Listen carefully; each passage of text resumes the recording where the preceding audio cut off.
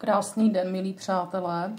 Zdravím vás po delší době u krátkého videa. Dneska je to pomocí kyvadla z růženínu, takže dneska je růženín náš průvodce energetický. Růženín, jak víte, souvisí s bezpodmínečnou láskou a v úvodu bych chtěla říct, že energie těchto dnů a dalších, které jsou před námi, je o bezpodmínečné lásce.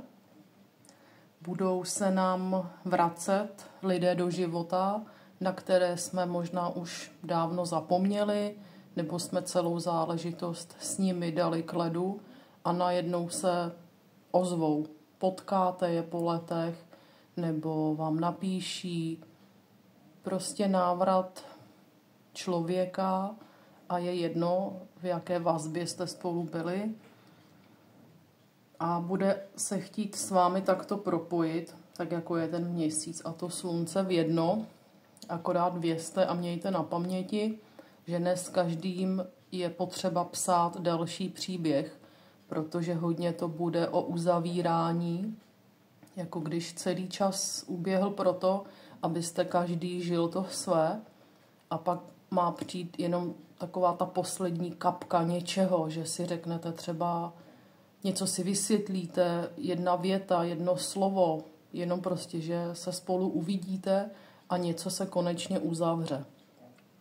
Další energie a dění v těchto a dalších dnech, a té se týká ta bezpodmínečná láska, je, abyste v pravdivosti svého vlastního srdce uznali a věděli, že i člověka, kterého máte rádi a milujete, nechali ho jít. To bývá velice těžké a bolavé, protože se často rozcházíme s někým, když je prostě nějaký problém, průšvih, někdo nás oklamal, zradil. Ale o to těžší je nechat člověka jít, když ho máme rádi a milujeme ho. A důvod není ten, že bychom si něco udělali, ale proto, že naše další společná cesta už by nám oběma nic nepřinesla. A tam je to právě o té bezpodmínečné lásce a je to obrovsky silná a léčivá energie. A vězte, že tím uděláte a uvolníte cestu pro sebe i pro toho druhého člověka. Takže to jenom k úvodu. A dneska jsem připravila jenom takový krátký vhled. Budete si myslet na svá 3 témata, 3 otázky, takže 1 až 3. A pomocí kyvadla a intuice vám předám informaci, kterou máte vždycky k danému tématu vědět. Takže pojďme na to. Takže myslete si na tu vaši první otázku, na to první téma a můžeme začít. Takže prosím kyvadlo, aby nám sdělilo informace k vaší otázce první, na kterou si teďko myslíte.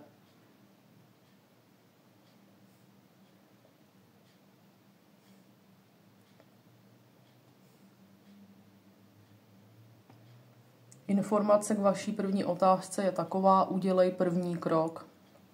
Ať už je vaše téma jakékoliv, udělej první krok. Nová práce, stěhování, odchod od rodičů, od partnera. Udělej první krok. Není důležité mít naplánováno 10 kroků dopředu, protože v momentě, kdy se pro tuto změnu rozhodnete a vykročíte, začnou se vám otevírat další dveře a události a věci vám půjdou takzvaně na ruku a budou na sebe navazovat. Takže první vaše téma, první otázka, na kterou jste se ptali: udělej v dané záležitosti první krok. Prosím kyvadlo o zodpovězení na vaši druhou otázku, druhé téma, na které si myslíte. A tady kyvadlo sděluje, že to, na co se ptáte, ať je to cokoliv, není správný čas.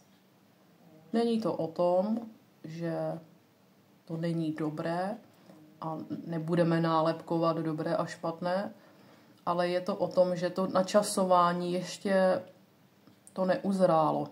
Tak jako jablka dozrají ve správný čas na stromě a vy pak můžete jít sklízet úrodu, tak je to i nyní s vaším tématem. Ještě není ten správný čas.